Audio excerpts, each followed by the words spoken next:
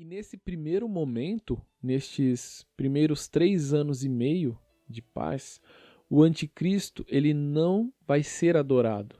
Ele vai implantar essa adoração nos 3 anos e meio finais. E um dos motivos dos judeus, para que os judeus não tivessem crido em Jesus como Messias, é o fato dele se denominar Deus, Filho de Deus.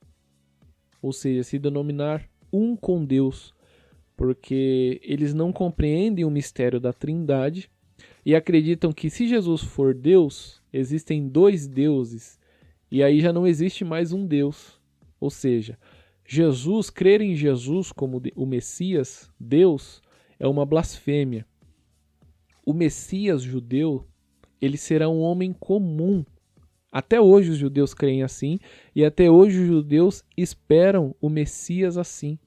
Ele será um homem comum, ele terá família, terá esposa, terá filhos, e ele também morrerá. E os judeus não irão adorá-lo, porque o pacto que abrangerá também Israel, o acordo que será feito também com Israel, ele será somente nos 3 primeiros anos e meio, que é a falsa paz. Então, veja só o que diz 2 Tessalonicenses 2, verso 4. Este, o anticristo, se opõe e se exalta acima de tudo que se chama Deus, ou é objeto de adoração, a ponto de se assentar no santuário de Deus, proclamando que ele mesmo é Deus. Então, este é o momento em que o anticristo vai se assentar no templo em Jerusalém. Isso acontecerá depois dos primeiros 3 anos e meio de paz. Aí sim ele vai se proclamar Deus, mas ele não vai ser adorado pelos judeus. Pode ser que os judeus o tenham como Messias, porque um dos pontos principais que os judeus esperam que o Messias desenvolva, uma das obras principais, é o livramento do jugo das nações inimigas, as ameaças das nações inimigas.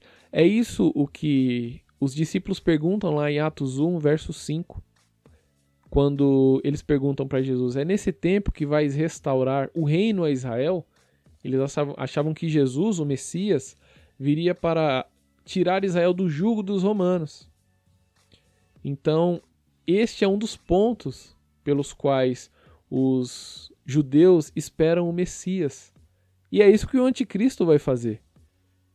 Eu não vou entrar nesses detalhes, mas eu acredito que o anticristo ele vai não dar prioridade para os muçulmanos, porque os muçulmanos têm a capela, têm o templo de Al-Aqsa e o Domo da Rocha, que ficam bem exatamente no lugar em que o templo dos judeus era construído, estava construído e precisa ser reconstruído. Então, na minha interpretação, e isso aqui é uma hipótese, tá bom? Isso aqui a Bíblia não diz claramente, mas eu acredito, baseado em Daniel 11, e é isso que eu falo lá nesse vídeo, que eu citei para os irmãos, eu acredito que o anticristo vai expulsar os islãs, vai tirar a mesquita de Al-Aqsa e o Domo da Rocha, e com isso, por causa dessa aliança forte que o anticristo fará com muitas nações, com as principais nações da Europa e com os Estados Unidos, eu acredito também, ele vai expulsar e vai permitir que os judeus construam o seu templo ali em Jerusalém, no mesmo lugar da mesquita, da terceira mesquita mais importante para os muçulmanos, que é a mesquita de Al-Aqsa, que é o lugar do Domo da Rocha. Então, com isso, os judeus podem acreditar que o anticristo é o Messias, de fato. Mas eles não vão adorá-lo porque os judeus não aceitam adorar outro que não seja o Deus de Israel. Então, eles não crerão que o anticristo é Deus. Isso já está descartado. Quando isso acontecer, quando o anticristo começar a anunciar-se como o próprio Deus, como Deus, né? os judeus vão fugir. É o que está escrito ali em Mateus 24, verso 15, veja só.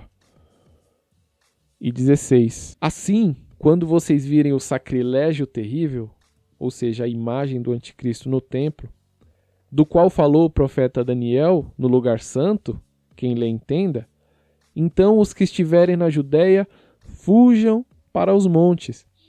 Ou seja, quando o anticristo cercar Jerusalém, invadir e colocar a sua imagem ali querendo ser adorado, fujam. É nesse momento que os judeus fugirão e muitos serão mortos, né?